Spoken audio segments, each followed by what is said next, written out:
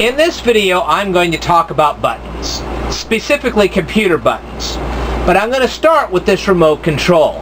Now, I know I've shown you my more fancy remote control on previous occasions, but I just happened to find this over here, so I decided, well, what the thunder? We'll just show you this.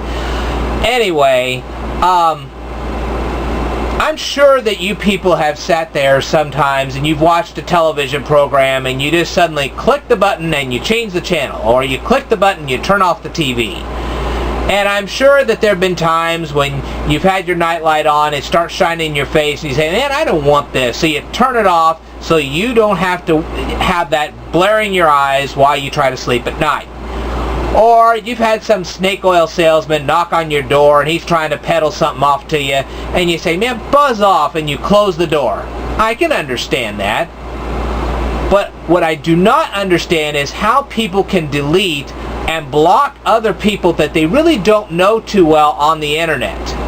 Let me tell you something. Human beings are not computers. You don't switch them off just because you switch off the power. You might be able to do that when you get out of the bathroom, you brush your teeth, you turn off the light, and you're trying to conserve energy as far as that's concerned. But when it comes to internet, there are no two universes. I know that a lot of people think there are, and I'm sorry that they do. Yes, there are places like The Sims and Zwinky that create these new universes, and I'm sure you've seen things like Farmtown or Farmville or Mafia Wars or something like that, some game where you can become something more than what you usually are. But when you're dealing with real-life human beings and they come to you and they express their sincere desire to be your friend, and they go one step further and they tell you a little bit about themselves, and you still insist on blocking them or just simply not talking to them, so on and so forth, well, in essence, you become an insensitive jerk. And nobody likes that. And you say, well, what's the big deal? Well, let me tell you something. Human beings aren't computers. And you start treating them like a jerk, and that's exactly how they're going to act. And you may end up getting cyberbullied, or even worse, you might get bullied in real life. You say, well, I'll never meet these people. Don't be so sure. You may run into them one day. They may become rich and powerful and famous, and they may be out in the community, and they may actually run into you. And then that's going to create quite an awkward moment. Just because you're not going to go out and look for these people does not necessarily mean that they're not going to go out and look for you. And it certainly doesn't mean that one day they may not actually stumble onto you and actually meet you for the first time. And you don't want an awkward moment like that. Let me tell you something. Just because you ignore them on the internet doesn't mean that they'll disappear. They may be the ones to save your life. Or they may be the cop that catches your crook before he breaks into your house. Well, how would that cop feel if he found out that you were the insensitive jerk that didn't add him to MySpace, Facebook, or Twitter? He's going to say, man, why did I save this insensitive jerk's life? Or why did I keep his house from being robbed? You don't want that kind of bitter feeling in somebody else.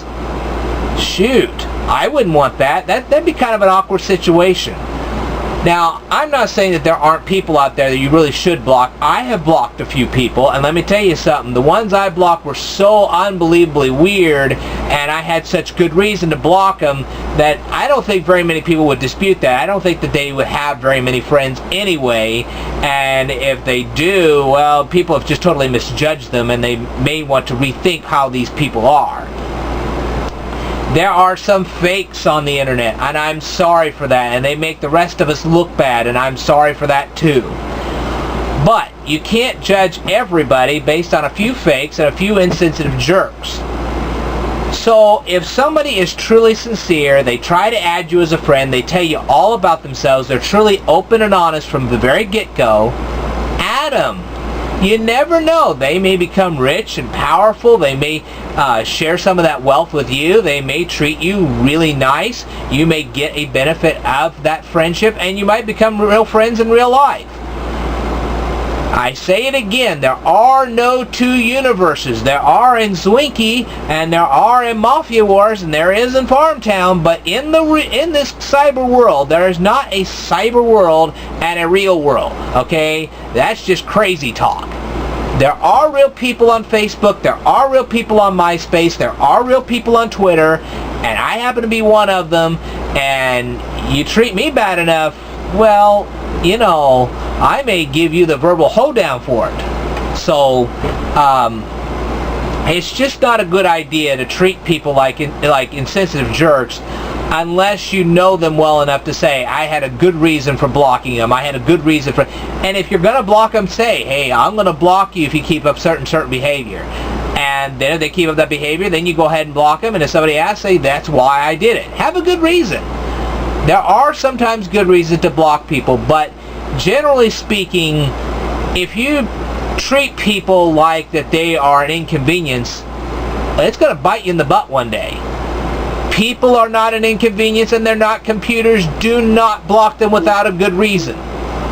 Now notice I said that do not block them without a good reason. If you have a good reason, block them. Otherwise, don't. Alright, I think I've said enough here. I will talk about more things in a future video, so stay tuned.